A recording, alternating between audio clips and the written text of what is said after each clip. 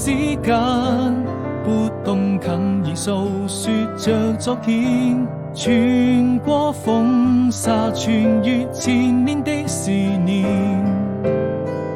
未來還有多遠，我們會在哪裡相見？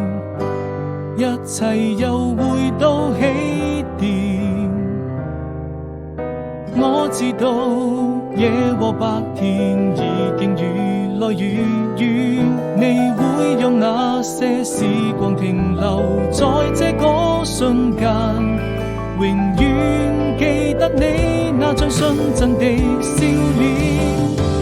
哪怕被風化成一片煙沙，在你耳邊卻多了一分牽掛。歲月啊，你一定是我今生最美的年華，也要